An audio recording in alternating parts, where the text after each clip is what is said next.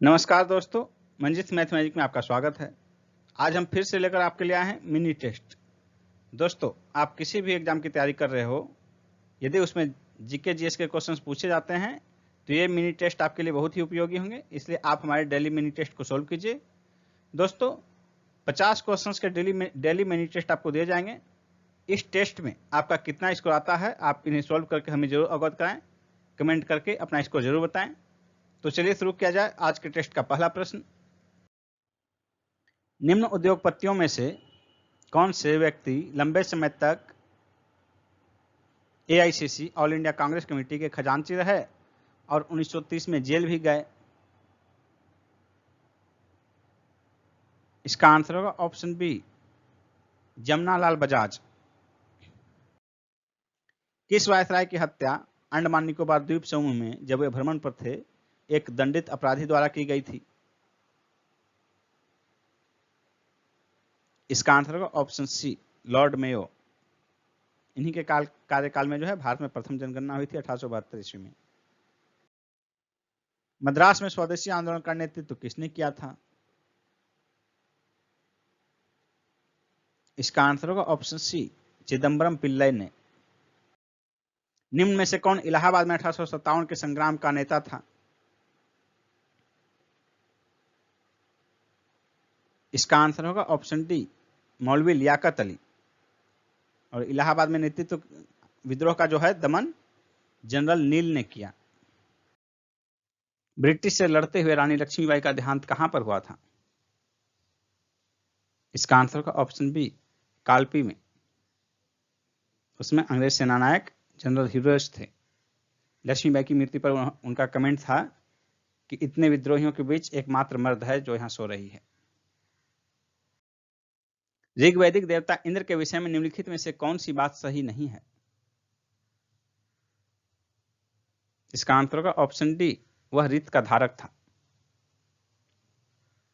ऋत का धारक इंद्र को नहीं बल्कि वरुण को कहा गया है। वरुण को जगत का नियंता, देवताओं का पोषक, ऋत का धारक का उल्लेख किया गया है ऋग्वेद में। बाकी तीन जो स्टेटमेंट हैं ए, बी और सी, ये तीनों इंद्र के विषय में सही हैं। नालंदा विश्वविद्यालय के स्थापना का युग कौन सा है? इसका आंसर होगा ऑप्शन सी, गुप्त काल में। नेक्स्ट क्वेश्चन है, गुप्त काल में उत्तर भारतीय व्यापार किस पत्तन से संचालित होता था? इसका आंसर होगा ऑप्शन ए, ताम्रलिप्ति। यह बंगाल में स्थित है, जबकि पश्चिमी भारत का प्रमुख बंदरगाह भड़ौच या भृगु कच्छ था, जहां से पश्चिमी देशों के साथ समुद्री व्यापार होते थे। आंध्र सातवाहन राजाओं की सबसे लंबी सूची किस पुराण में मिलती है? इसका आंसर होगा ऑप्शन सी, मत्स्य पुराण में। नेक्स्ट क्वेश्चन है, आंध्र प्रदेश में सातवाहनों का उत्तराधिकारी कौन था? इसका आंसर होगा ऑप्शन सी, इक्ष्वाकु। सातवाहनों का मूल स्थान महाराष्ट्र था। शकों से पराजित होने के बाद वे आंध्र प्रदेश में आकर बस गए थे। ऐसा माना जाता है कि थार मरुस्थल का विस्तार हो रहा है। मरुस्थल के विस्तार को रोकने का सबसे कारगर उपाय क्या होगा? मरुस्थल को रोकने का सबसे कारगर उपाय वन रोपण है। ए आंसर होगा। भारत के अतिरिक्त प्रायद्वीपीय पर्वत निर्मित हुए हैं। भारत के अतिरिक्त प्रायद्वीपीय पर्वत निर्मित हुए किस कल्प में? इसका आंसर होगा ऑप्शन बी, पेलियोजोइक महाकल्प में। नेक्स्ट क्वेश्चन है, निम्न में कौन अक्साई चीन का भाग है? इसका आंसर होगा ऑप्शन डी, लद्दाख पठार। अक्साई चीन जो है, इसका अवस्थिति जो है भारत, चीन और पाकिस्तान के सीमाओं का जो एरिया है वही अक्साई चीन कहलाता है। और ये क्षेत्र जो है 1962 के युद्ध के बाद, चीन से जो युद्ध हुआ था इसके बाद ये चीन के क्षेत्र में पड़ता है। चीन के कब्जे में है, भारत का भाग है लेकिन चीन के कब्जे में है अक्साई चीन। और यही भारत और चीन के बीच जो सीमा विवाद है अरुणाचल प्रदेश के अलावा अक्साई चीन क्षेत्र में भी है। और लद्दाख पठार जो है, लद्दाख का पठार, ये इसी क्षेत्र में पड़ता है। नेक्स्ट क्वेश्चन है, भारत में हिम चीता की आबादी कहाँ नहीं पाई जाती है? इसका आंसर होगा ऑप्शन डी, पश्चिमी घाट। क्योंकि हिम चीता जो है, हिम से तात्पर्य है कि वो बर्फ में, तो बर्फ के क्षेत्र में पाए जाते हैं, तो पश्चिमी घाट में बर्फ नहीं पाया जाता। बाकी तीन जो हैं वो बर्फीले क्षेत्र हैं। आंसर हो जाएगा ऑप्शन डी। सागौन किस क्षेत्र में बहुतायत में उगता है? इसका आंसर होगा ऑप्शन सी, मध्य भारत में। सागौन उष्णकटिबंधीय पर्णपाती वन का वृक्ष है और यह मध्य भारत में बहुतायत में उगता है। भारत के दक्कन के पठार पर बेसाल्ट निर्मित लावा सेलों का निर्माण किस युग में हुआ है? इसका आंसर होगा ऑप्शन ए, क्रिस्टोशियन युग में। नेक्स्ट क्वेश्चन है, भारत में किस खाद्य फसल का उत्पादन सबसे अधिक होता है? इसका आंसर होगा ऑप्शन बी, चावल। खाद्य फसलों में भारत में सबसे उत्पादन अधिक जो है चावल का होता है और दूसरा स्थान गेहूं का है। भारत के उत्तरी छोर और दक्षिणी छोर के बीच की अनुमानित दूरी कितनी है? इसका आंसर होगा ऑप्शन ए, 3200 किलोमीटर लगभग। एग्जैक्ट जो है 3214 किलोमीटर है, जबकि पूर्व से पश्चिम की दूरी जो है 2933 किलोमीटर है। मुखिया स्व हस्ताक्षरित आवेदन देकर अपने पद से त्यागपत्र कर सकता है। बिहार पंचायती राज अधिनियम 2006 के अंतर्गत उसे अपना आवेदन किसे प्रेषित करना होगा? इसका आंसर होगा ऑप्शन डी, जिला पंचायती राज पदाधिकारी को। संचित निधि में धन का प्रवाह किस स्रोत से होता है? राजस्व, नए ऋण, ऋणों की वसूली, उपरोक्त सभी। इसका आंसर होगा ऑप्शन डी, उपरोक्त सभी। इसका उल्लेख किया गया है आर्टिकल 266(3) में। किसने कहा था संसदीय लोकतंत्र का अर्थ है एक व्यक्ति और एक मत? भीमराव अंबेडकर ने। सी आंसर होगा। सत्ता संरचना का ऐसा रूप जिसमें सत्ता प्रभावी ढंग से व्यक्तियों या परिवारों के एक गुट के कब्जे में होती है, क्या कहलाता है? कुलीन तंत्र। सी आंसर होगा। निम्न में से कौन सी एक लघु उद्योग की समस्या नहीं है? वित्त, विपणन, कच्चा माल, हड़ताल एवं तालाबंदी। आंसर होगा ऑप्शन डी, हड़ताल एवं तालाबंदी। हड़ताल एवं तालाबंदी लघु उद्योगों की नहीं, बड़े उद्योगों की समस्या है। निम्न में से कौन सा बैंक प्रतिभूति घोटाले से बंद हुआ? Grindlays bank. डी आंसर होगा। भारत में सबसे पहले किस राज्य में मूल्यवर्धित कर यानी कि वैल्यू एडेड टैक्स वैट लागू हुआ? हरियाणा में। सी आंसर होगा। निम्न में से कौन युग्म सही सुमेलित है? विदेशी मुद्रा आरक्षित निधि में वृद्धि, मुद्रा प्रसार। सही है। भारत में निम्न आय वृद्धि दर, भारतीय उद्योगों में सुस्ती, ये भी सही है। यूरो निर्गम, यूरोपीय विदेश देशों में भारतीय कंपनियों द्वारा धारित शेयर, ये भी सही है। पोर्टफोलियो निवेश, विदेशी संस्थागत निवेश, ये भी सही है, यानी कि ऑप्शन हो जाएगा ई, उपरोक्त सभी। हीलियम के नाभिक में होता है 2 प्रोटॉन और 2 न्यूट्रॉन। सी आंसर होगा। प्रकाश सीधी रेखा में चलता प्रतीत होता है क्योंकि प्रकाश का तरंग दैर्घ्य बहुत छोटा होता है। सी आंसर होगा। प्रकाश का तरंग दैर्घ्य कम होने के कारण इसका विवर्तन बहुत कम होता है, जिसका आभास हमारी नंगी आंखों को नहीं हो पाता और प्रकाश सीधी रेखा में गति करता हुआ प्रतीत होता है। शल्य क्रिया में आर्थोप्लास्टी क्या है?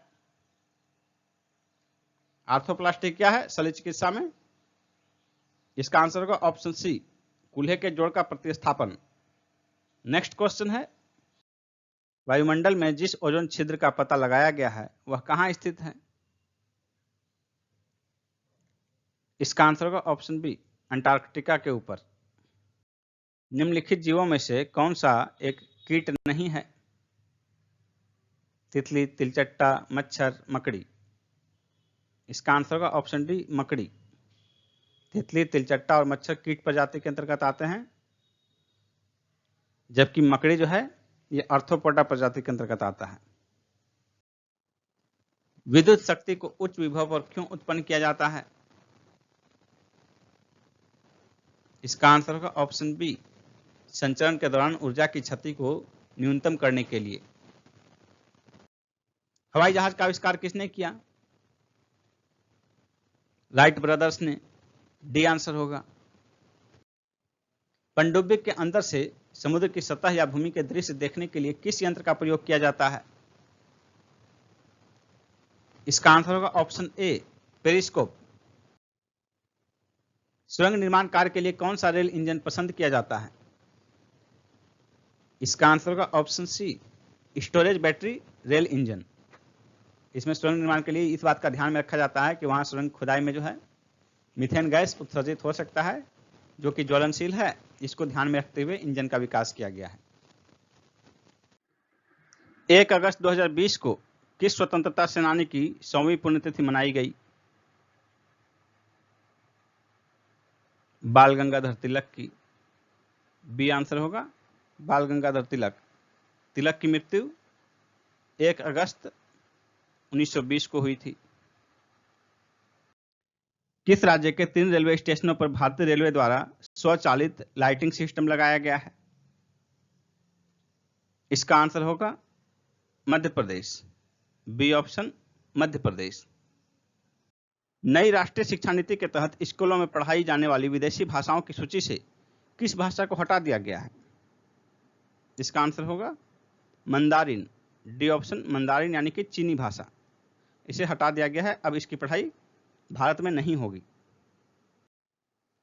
राज्य और केंद्र सरकार की विभिन्न योजनाओं के लाभों को एकीकृत करने के लिए किस राज्य ने परिवार पहचान पत्र लॉन्च किया है?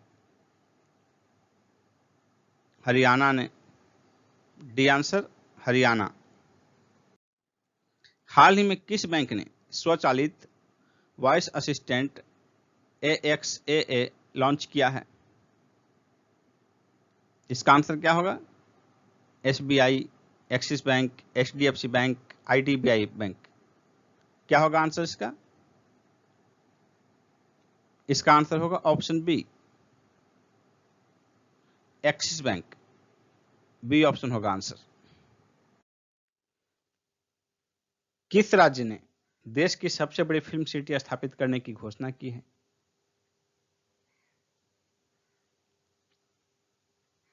उत्तर प्रदेश ने। A option, Uttar Pradesh.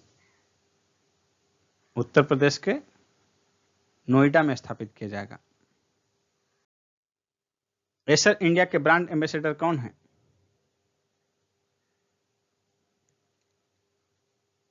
Sonu Sood. B option, Sonu Sood. Acer India computer और कंप्यूटर सामान बनाती है। इसकी स्थापना हुई थी अगस्त 1976 में।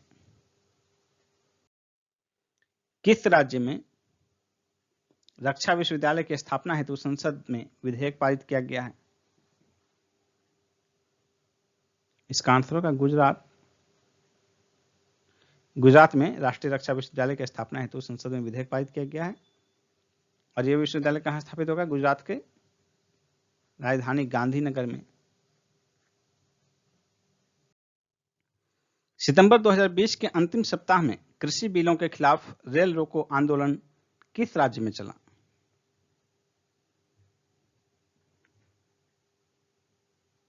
पंजाब में। ए ऑप्शन, पंजाब में। बीसीसीआई ने किस देश की क्रिकेट बोर्ड के साथ दोनों देशों के बीच क्रिकेट के रिश्ते को मजबूत बनाने के लिए समझौते पर हस्ताक्षर किया है? संयुक्त अरब अमीरात। सी आंसर होगा, संयुक्त अरब अमीरात। निम्न खेल ट्रॉफियों का कौन सा मिलान गलत है? इसका आंसर होगा ऑप्शन डी, फेडरेशन का बैडमिंटन। फेडरेशन का बैडमिंटन से नहीं बल्कि बास्केटबॉल से संबंधित है। बाकी 3 ऑप्शन जो है तीनों मिलान सही हैं। Wellington cup hockey, Deodhar trophy cricket और संतोष ट्रॉफी फुटबॉल से संबंधित है। नेक्स्ट क्वेश्चन है, महिलाओं की सुरक्षा हेतु घरेलू हिंसा अधिनियम कब बना? इसका आंसर होगा ऑप्शन सी, 2005 में। नेक्स्ट है, क्षेत्रफल की दृष्टि से रूस के बाद सबसे बड़ा देश कौन है? इसका आंसर होगा ऑप्शन ए, कनाडा। क्षेत्रफल की दृष्टि से रूस के बाद सबसे बड़ा देश जो है कनाडा है। नेक्स्ट क्वेश्चन है, संसद के 3 दशक किसकी रचना है? संसद के 3 दशक वाजपेयी जी की रचना है, अटल बिहारी वाजपेयी की। इसके अतिरिक्त इनकी एक महत्वपूर्ण रचना है मेरी 51 कविताएं। साथ ही एक और रचना का नाम बता दें आपको, राजनीति की रफ्तीली राहें। राजनीति की रफ्तीली राहें, मेरी 51 कविताएं, ये दोनों भी अटल बिहारी वाजपेयी जी की ही रचना है। नेक्स्ट क्वेश्चन है, भारत की सबसे बड़ी झील किस राज्य में स्थित है? भारत की सबसे बड़ी झील चिल्का झील है, जो कि ओडिशा में अवस्थित है। डी आंसर होगा।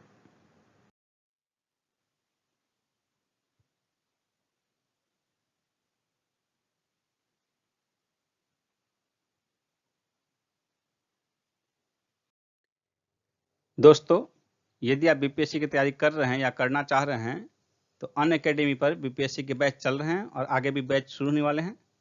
देखिए आपके सामने पूरा डिटेल दिया हुआ है कि कौन कौन से बैच कब शुरू हुए हैं और आगे कब शुरू होने वाले हैं, इनका ड्यूरेशन क्या होगा। जैसे यहाँ 60 डेज, 90 डेज, 90 डेज, 10 मंथ। ये जो है BPSC prelims plus mains Hindi में, ये 10 अक्टूबर को शुरू हो चुका है। और दूसरा देखिए 10 मंथ वाला 20 अक्टूबर को शुरू हो रहा है। तो आपको सब्सक्रिप्शन कैसे लेना है, यदि आप ज्वाइन करना चाहते हैं तो सबसे पहले अनअकैडमी ऐप को डाउनलोड कीजिए। उसके बाद देखिए यहाँ पर बीपीएससी का बैच है, तो यहाँ बीपीएससी क्लिक कीजिए। फिर आपके पास ये ऑप्शन आएगा गेट सब्सक्रिप्शन। तो इस ऑप्शन में जो है गेट सब्सक्रिप्शन को आप क्लिक कीजिए। फिर देखिए आपके सामने आएगा ये सब्सक्रिप्शन कैसे लेना है। इसमें देखिए 1 महीने का कोर्स का फी यहाँ है, 3 महीने का, 6 महीने का, 12 महीने का। इसमें से आप कौन सा सेलेक्ट करना चाहते हैं उस पर क्लिक कीजिए। जैसे मान लीजिए आप 12 महीने का लेना चाहते हैं तो यहाँ क्लिक कीजिए। उसके बाद देखिए आपको ये प्रोसीड टू पे है। उसके पहले आपको यहाँ ये जो पोर्शन है, इस पोर्शन में आप यदि हमारा रेफरल कोड यूज करते हैं तो आपको 10% का डिस्काउंट मिलेगा फ्री में। तो हमारा रेफरल कोड देखिए आपके सामने है, शुभम 101, SHUBHAM 101। ये जो कोड है रेफरल कोड आप यूज कर सकते हैं। इसके यूज करने के बाद आप प्रोसीड टू पे करके पेमेंट कीजिए, आपको 10% का डिस्काउंट मिलेगा। और उसके बाद जो है आपका बीपीएससी से संबंधित सारा ऑप्शन जो है क्लास का खुल जाएगा। यहाँ देखिए गेट सब्सक्रिप्शन है। इसके बाद आप क्लास के बाद लाइव क्लास के साथ साथ पीडीएफ भी देख सकते हैं यहाँ, और यहाँ डाउनलोड भी कर सकते हैं। और आगे देखिए how to attempt poll in live class. इसके लिए आपको यहाँ क्वेश्चन है लाइव क्लास में। तो देखिए ABCD ऑप्शन है, आप यहाँ ऑप्शन क्लिक करके अपना पोल भी दे सकते हैं।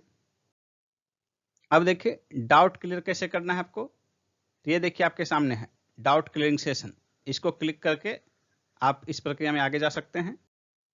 इसके अतिरिक्त आपको क्विज अटेम्प्ट कैसे करना है, तो इसमें देखिए शेड्यूल में आपका वीकली क्विज है, इसमें जाकर आप क्विज अटेम्प्ट कर सकते हैं।